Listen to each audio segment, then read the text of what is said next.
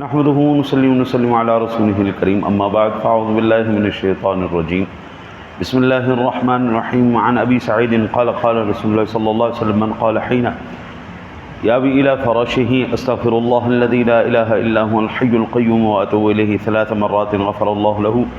ذنوبه وان كانت مثل زبد البحر او عدد رمل عالج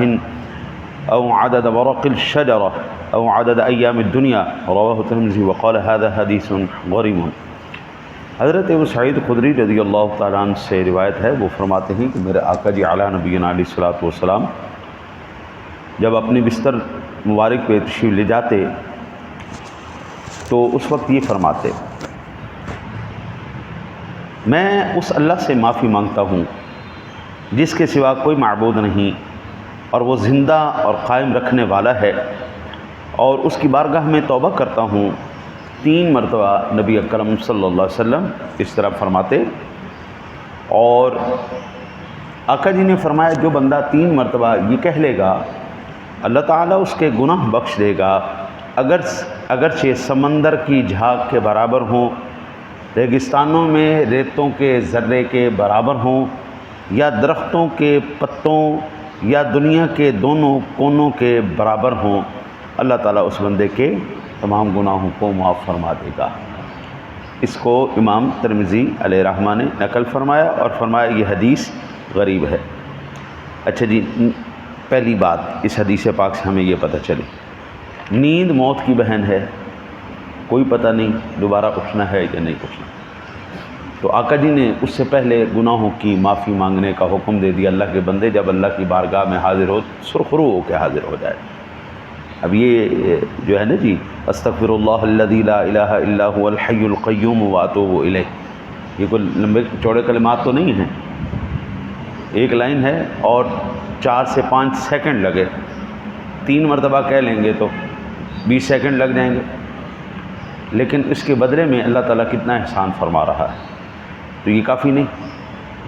لہٰذا یہ چھوٹے چھوٹے جو وظائف ہیں نبی اکرم صلی اللہ علیہ وسلم کے تعلیم فرمائے ہوئے، ان کو ممکن ہو سکے تو یاد کر لیجئے گا۔ نمبر 1۔ دوسری بات، استغفار میں بندے کی بے بسی اور اس کی عاجزی کا اظہار ہوتا ہے، اور اللہ وحدہ لا شریک کی انتہائی قدرت اور اس وحدہ لا شریک کی قوت کا اظہار ہے، اور اللہ کو یہی پسند ہے بندہ عاجزی کرے اور مجھے بڑا مانے۔ ابھی ہم نے نماز پڑھی نہیں تو نماز کے اندر ہم نے سجدے میں کیا کہا؟ سبحان ربی اعلیٰ۔ ہم نے اپنی عاجزی کا اور اپنے رب کی بڑائی کا اقرار کیا۔ اللہ وحدہ لا شریک اس چیز سے خوش ہوتا ہے،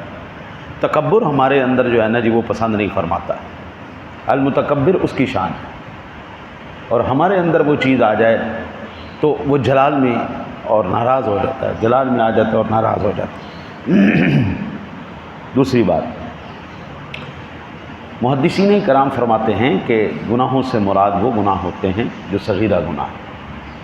بعض محدثین نے کہا نہیں، سارے گناہ ہوتے ہیں، تو ہم یوں کہہ لیں کہ وہ حقوق جو صغیرہ گناہوں کے اندر آتے ہیں، وہ معاملات، وہ گناہ جو صغیرہ کے اندر گنے جاتے ہیں، وہ تو اللہ معاف فرما دیتا ہے۔ کبیرہ گناہ بغیر استغفار کے، توبہ کے اور اس کے ازالے کے معاف نہیں ہوتے۔ مثلا بہن کا حق کھا لیا، اب اللہ سے آپ جتنی مرضی معافی مانگیں، جب تک آپ اس کا حق نہیں ادا کریں گے آپ کی معافی نہیں ہو سکتی۔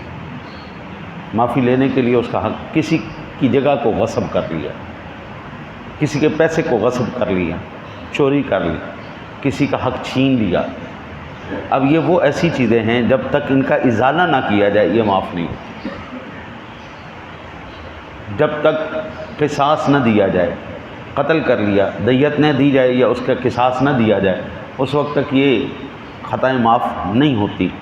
تو یہ گناہ جو ہیں کبیرہ گناہوں کی لسٹ میں جو چیزیں آتی ہیں، ان کی توبہ بھی ہے اور ان کا ازالہ بھی ہے۔ چوری کی جناب، ایک بندے کی 1 لاکھ روپے کی چوری کر لی، وہ بندہ بھی موجود ہے، اب توبہ بھی کرے گا اور ساتھ اس کو پیسے بھی واپس لوٹائے گا، اس سے معافی مانگے گا، اللہ تعالیٰ اس کی مغفرت فرما دے گا۔ تو یہ بڑی خوبصورت حدیث پاک کے اندر میرے آقا جی اعلیٰ نبینا علیہ الصلوۃ والسلام نے فرمایا، ایک تو یہ عمل ہو گیا۔ اچھا، بعض مرتبہ کئی ساتھیوں کو یہ دعا یاد نہیں ہوتی، تو اس کے لیے دوسری حدیث پاک میں ہے، وعن شداد ابن اوس قال قال رسول اللہ صلی اللہ علیہ وسلم ما من مسلم یأخذ مضجعه بقراءة سورة من کتاب اللہ الا وکل اللہ به ملکا ولا يقرأه شيء يؤذيه حتى يهب متى حب، رواہ ترمذی۔ میرے آقا جی نبی اکرم صلی اللہ علیہ وسلم سے حضرت شداد ابن اوس روایت کرتے ہیں، وہ کہتے ہیں کہ آقا جی علیہ الصلوۃ والسلام نے فرمایا، ایسا کوئی مسلمان نہیں جو بستر پر لیٹے قرآن شریف کی کوئی صورت پڑھ لے